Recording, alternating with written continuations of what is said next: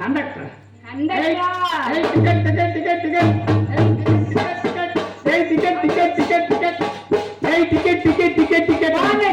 Artist conductor మయాడు అయితే ఎలాగొచ్చిందన్న బాధ ఎలాగొచ్చింది చదువుకోను కాదు అయ్యో హ్యాండిక్యాప్ అన్నమాట అది ఎప్పుడైతే హ్యాండిక్యాప్డ్ రిజర్వేషన్ మీద ఉద్యోగం వచ్చిందో రోజు వెళ్ళినట్టుగా డ్యూటీకి వెళ్తుంటది. ఎప్పుడైతే డ్యూటీకి వెళ్ళిందో మరి ఆవిడ పగలంతా డ్యూటీకి వెళ్ళి వచ్చింది కదా, సాయంత్రం ఇద్దరికి ఏమండి ఈ రోజు పండగ గోపాలపురం పండుగ అవుతుంది, బస్సు చాలా రష్ గా ఉందండి, చాలా రష్ గా ఉంది, అసలు ఖాళీ లేదు, అసలు ఒళ్ళంతా హోనం అయిపోయిందండి అని చెప్పి అంటే వేడిగా నీళ్ళు పెట్టండి స్నానం చేస్తానన్నది. ఫోన్లో మరెందుకు సర్లే పగలంత కష్టపడి వచ్చింది కదా, ఎంతో అంత నెలకు జీతం చేస్తుంది కదా, ఓకే అన్నాను. మొత్తానికి వేడి నీళ్ళు పెట్టాను, చక్కగా వేడిగా స్నానం చేసింది. వేడిగా భోజనం తెమ్మను సుమా, వేడి పార్సల్ తెప్పించాను. మనకుండా టాలెంట్ అమ్మాయి ఎప్పుడైతే వేడిగా స్నానం చేసిందో వేడిగా పార్సల్ తెచ్చి రెడీ ఉంచాను. చక్కగా వేడిగా భోజనం చేసింది. మరి భోజనం చేసిన తర్వాత ఏం చేస్తారు ఎవరైనా సాధారణంగా పడుకుంటారు, రెస్ట్ తీసుకుంటారు.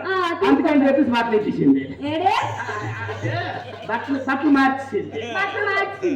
ఎప్పుడైతే ఆ కండక్టర్ ఉద్యోగానికి వెళ్ళిన డ్రెస్ ఇప్పించిందో ఏటేసింది అనుకోవడం, కింద నుంచి మీద వరకు ఒకటే గోల్ సంచి, ఆ మీద నుంచి కింద వరకు ఒకటే బాబు, పైనుండి కింద వరకు ఒకటే. ఎప్పుడైతే మా ఆవిడ చేసుకుందో ఫ్రీగా హాయిగా పడుకుంటుందండి. ఏమండి నాకు మంచి నిద్ర వస్తుంది, ఫ్యాన్ అయ్యండి అన్నది. ఫ్యాన్ అయ్యమని సీలింగ్ ఫ్యాన్. ఓ తెలుగుతో దద్దమ్మా మర్చిపోయి పెట్టి నన్ను డ్యూటీకి వెళ్ళక ముందు బేరింగ్ కొట్టేసింది, సీలింగ్ ఫ్యాన్ పోయిందే అన్న. అయ్యో పోయింది, సీలింగ్ ఫ్యాన్ పోయిందా? సరే అయితే బజార్లోకి వెళ్ళి ఒక టేబుల్ ఫ్యాన్ పట్టుకురండి అన్నది.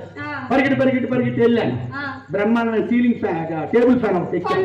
పడుకున్న మనిషికి టేబుల్ ఫ్యాన్ ఎక్కడ పెడతారు? ఎక్కడ? తల వద్ద పెడతారు, తలకాడు పెడతారు కదా. మరి మా ఆవిడికి పెద్ద ఉన్నాయి, అదే వెంట్రుకలు పొడవు, శిరోధాలు చాలా పొడవు అనమాట, మరి ఆ కిటికీలు పక్కింట్లోకి వెళ్ళి తాడు ఊరుకుంటారు. ఎందుకు ఊరుకుంటారు?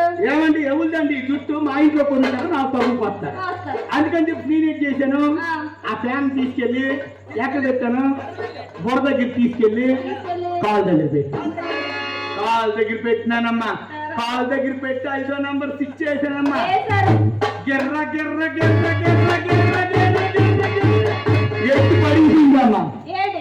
ఎత్తి పడేసిందమ్మా.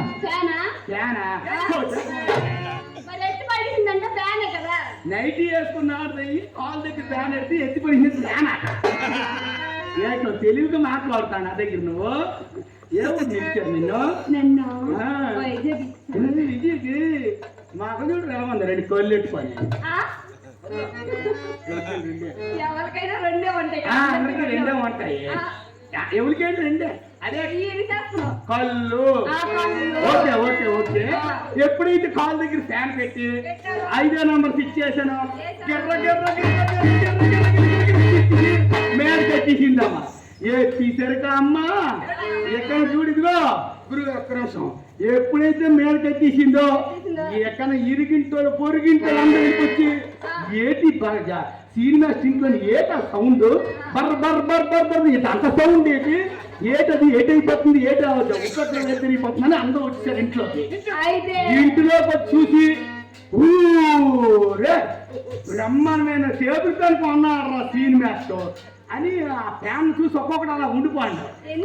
ఎందుక నీకే అర్థమవుతుంది ఆ ఫ్యాన్ ఎంత ఎలా ఫ్యాన్ తెచ్చున్నాను. ఇదిగో ఆ రోడ్డు మీద వెళ్ళొద్దు, ఓ 2 మా ఇంటికి 2 ఫ్యాన్ కొన్నాను, కొత్త ఫ్యాను టేబుల్ ఫ్యాన్ కొన్నాను, చూసి 2 రోడ్డు మీద వెళ్ళాను, పిలుచుకొని వచ్చాను. ఆ రోడ్డు అంతా ఒక పెద్ద గడ్డిమో పట్టుకుని పొర మీద పట్టుకుని వెళ్ళిపోతాను. ఆడు కూడా ఓ సినిమా తింటాడు, కొత్త రకం ఫ్యాన్ తెచ్చాడట అనుకున్న గడ్డిమో పట్టుకుని ఇంట్లోకి వచ్చినాడు. ఇక ఇళ్ళల్లో గడ్డే